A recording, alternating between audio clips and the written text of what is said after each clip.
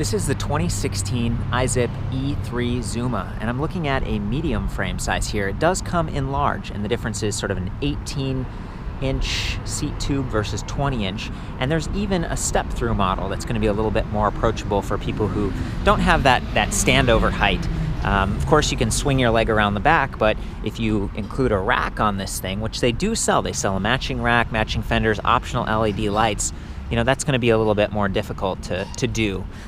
Again, I like that they have all these bosses and stuff. You don't have to buy the IZIP brand if you don't want to. You could get like the toe peak one that has a slide-on connection point.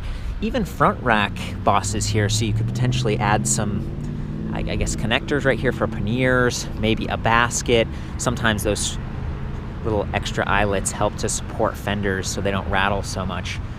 Just really nice. And even bottle cage bosses, gotta love that. Really nice clean frame here. Awesome selection of colors. I think they have 7 different choices, which is pretty sweet. This one's just the bright blue, really classy. Got a nice relaxing ride with something like this. It's basically a cruiser bike, something that you'd ride around the neighborhood, cruise around town, and it's actually very capable in terms of power. So if you're someone who maybe weighs a little bit more, or you're carrying a bunch of cargo with you, this bike's gonna be able to get you there, and you know, it's gonna do it in style. Matching steel chain guard right there, kind of a blue highlight on the Velo Comfort saddle, swept back, kind of a gentle sweep. It's not quite as big as some of the really large cruisers, but just nice. It's bringing the bars towards you. You've got these padded matching grips, twist throttle, very nice. This is one of the only IZIP electric bikes for 2016 that has a throttle. A lot of the other ones are going to class 1, pedal assist only. I like that it has a throttle because, again, maybe you're dropping that seat and you're given that really relaxed ride position, and sometimes that's not as comfortable to pedal with. So yeah, the throttle comes in really handy. It's basically a throttle only mode. So there's pedal assist with 4 different levels, and then throttle only. And it'd be nice if you could override pedal assist, but I'll get into that a little bit more later. The drivetrain on this is a 7-speed Shimano Alivio.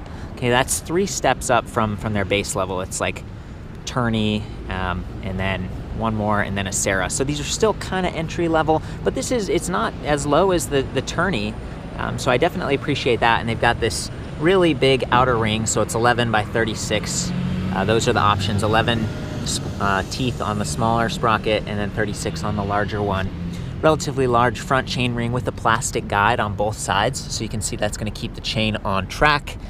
Just, you know, love the chain guard as well. And you can kind of poke back here. You can see there's a quick disconnect for the motor. So really thorough, very nicely done. IZIP's been making electric bikes for a long time, and they've really dialed it in.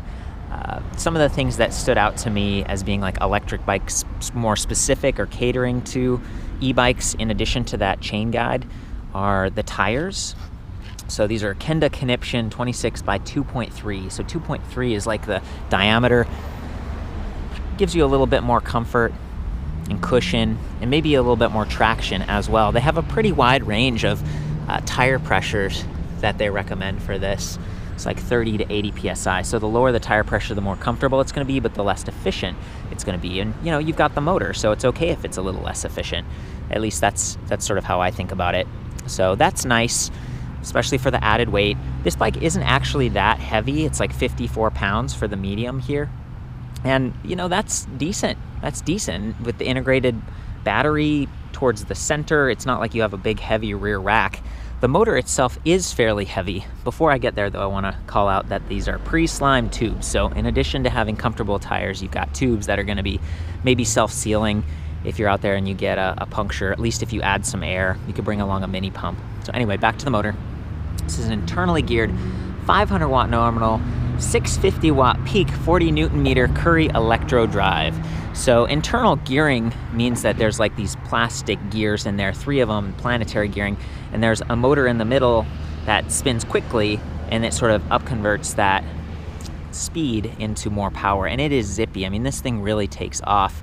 It's very capable. I haven't had any problem. It's almost too quick if you really, you know, jerk the throttle, or if you're in the highest level of pedal assist. So I kind of keep that in mind. I was measuring the spokes earlier, and these are 13 gauge, so that's a little bit more burly than a traditional spoke size. These are 14 gauge up here, that's more standard. So they did that because there's just a lot of power going through that motor, potentially more weight on this frame, especially if it's the larger frame and you're a larger person. So I like that. Good stuff. Hub motors, freewheel without any resistance. There's zippy. It doesn't matter what gear you're in. It's not gonna, wear the chain down or the sprockets prematurely. It's a nice sort of old school traditional approach, and I think they chose well with the motor there. That is powered by a lithium-ion battery pack that seats right into this oversized seat tube. It's a very nice design. I like that it keeps it so hidden, and it increases the visual footprint of the bike that's colorful, right? So you look at this and it's like, oh, that's a neat looking bike, and the motor kind of blends in back there, especially because on the other side, you've got a disc brake rotor. So 160 millimeters front and rear. They're a little bit more generic. These are Pro Max Render with Artec Vigorous brake levers. I haven't, Artec's a very cheap brand, but they do have motor inhibitors, and that's important because this does use a cadence sensor to operate. There are 12 magnets on that little disc in there, and that's a good number. Like, that's great. In fact, that's the most I've seen, and it means that it's going to start quicker and stop quicker. There's still some delay on this bike, and maybe it's just because it's pretty powerful, and it takes the motor a minute to sort of wind down or something. I'm not really sure. It's not as responsive as I'd like, but you do have those motor inhibitors on the brake lever, so gotta love that. They basically check in all the boxes as far as I'm concerned. More basic pedals. These are just plastic platform with sort of a rubber non-slip design. At least it's aluminum in the middle. Steel fork adds a little bit of comfort and maybe just strength. Love that there's a quick release on the front wheel. So if you are someone who's trying to take this out with your RV or to a friend's place in the back of your car, you can take the battery out, you can take the front wheel off and reduce some of that weight. Maybe get it down closer to like the mid 40s. Again, 54 pounds for the medium. The battery pack alone without the seat and seat post is like 7 pounds, was weighing it earlier. And it's really unique the way this thing comes off. So you do a quick release collar here.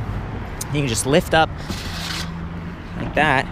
See, it just comes right off.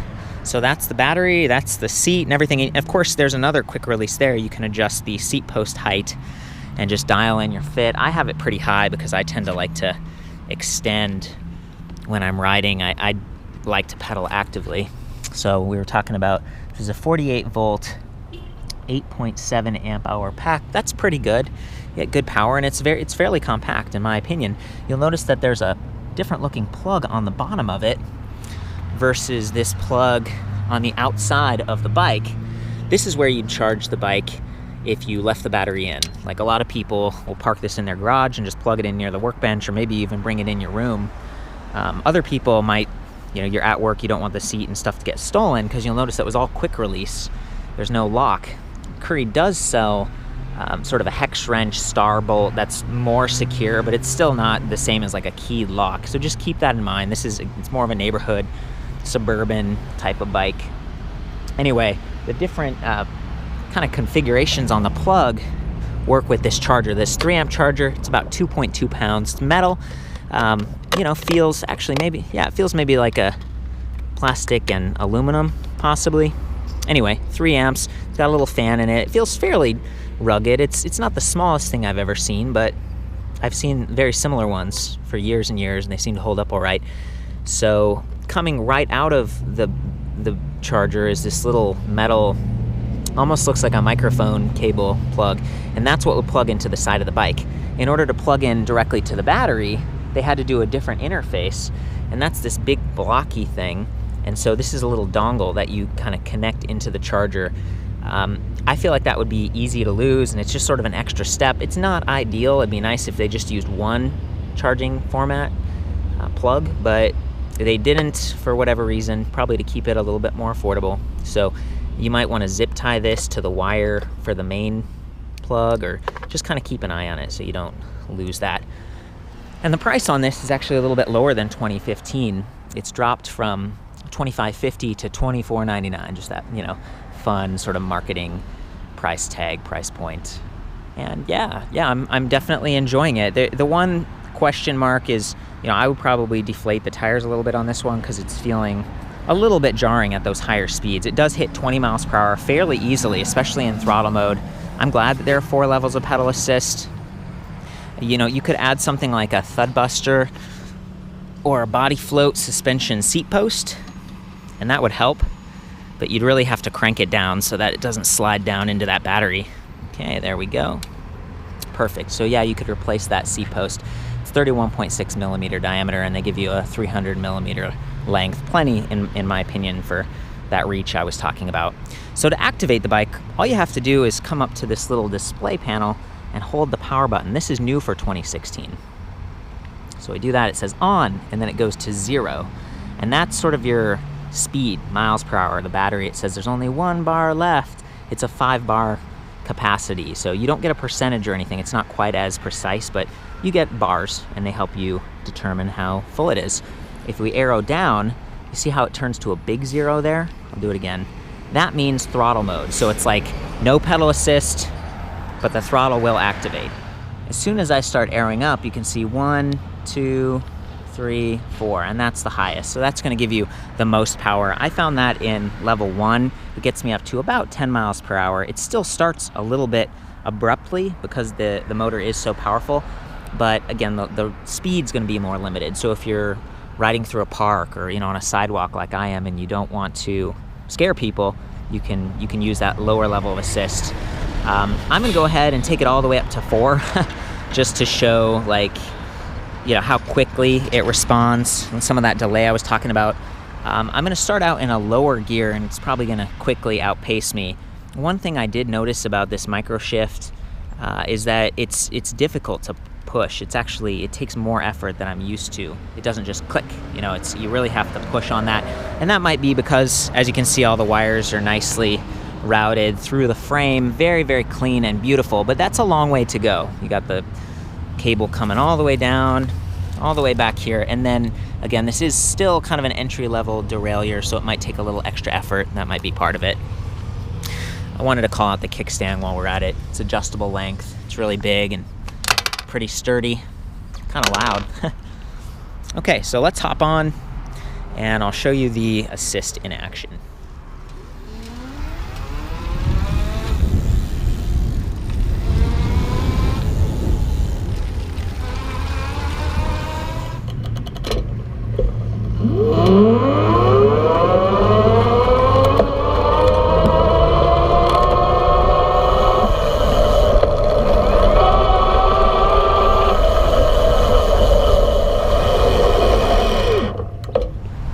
Just really fast, and you can hear the motor a little bit more. It's more pronounced than some of the other electric bikes with the 350 watt motors. Again, this peaks out at 650 watts, so it's pretty impressive. And this time I'm going to arrow all the way down to 0 and try throttle mode and just show you how long it takes to hit that 20 mile per hour top speed. I only weigh 135 pounds, so keep that in mind. Let's see, we go all the way down, we get the big 0, here's the throttle, and we go.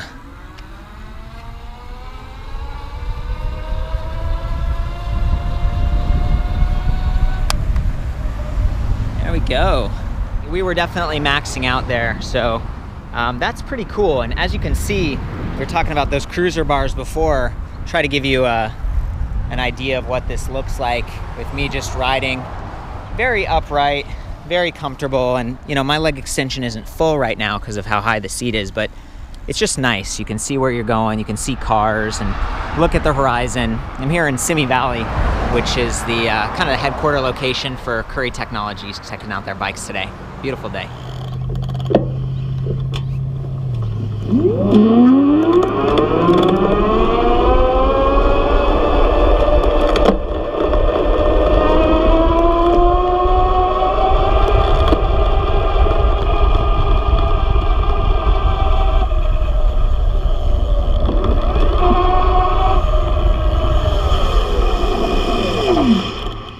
Another nice little extra that I forgot to call out earlier is that there's a handle built right into the seat, so it's just smooth and plastic, and that's going to help you lift the bike up. So it still is a little bit rear heavy with the larger motor, but you know, bringing some of that weight forward, giving you a handhold on that saddle, and then a way to take that battery off efficiently and charge on or off the frame. I think that really differentiates this bike, and it just feels very polished. It's definitely one of my favorites in the IZIP line.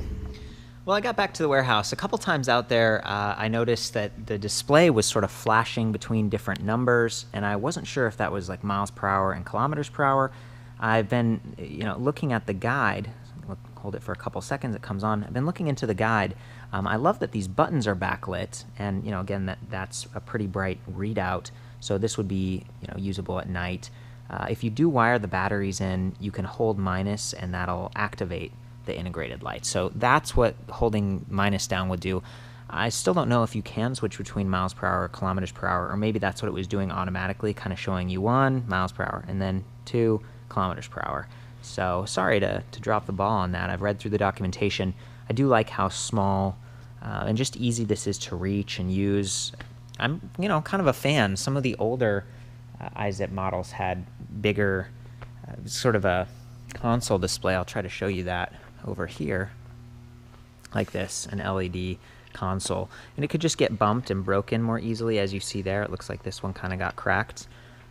There's a lot more to see all at once. There's more real estate, but I'm not sure it's necessary. I think they did a pretty good job with the new little kind of a band style. So I'm at the Electric Bicycle Competency Center in Simi Valley, California. I'm with Jed. How's it going, Jed? Good. How are you doing? I'm doing really well. So what is the EBCC? We're independent testing portion of what originally was, XL North America, Raleigh, IZIP, Diamondback. We support all those brands and almost every electric bicycle componentry out there, which are mid-drives and hub drive motors. Yeah. So our techs basically are qualified to touch any of this stuff.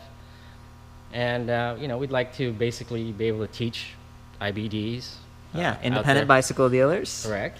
So we'd like to be all the knowledge there is as far as e-bikes are concerned, and that's what the mission statement for EBCC is. Thank you. Well, you're very knowledgeable. Is it okay if I sweep this way with the camera? Absolutely. But check this out. We've got like a high bike up in the racks, and there's a bunch of Raleigh bikes and IZIP and some Diamondbacks floating around. So it's cool. I like to come here and review the bikes and pick your brains because you're an avid cyclist. Oh, yeah? Yeah, indeed you are. Own it, man. Yeah, Right. So that's fun. I think I'm going to get more help from you with the high bikes, but there was something unique about this new E3 Zuma, and it sounds like the battery has like a sleep mode. Can you tell me a little bit about Correct.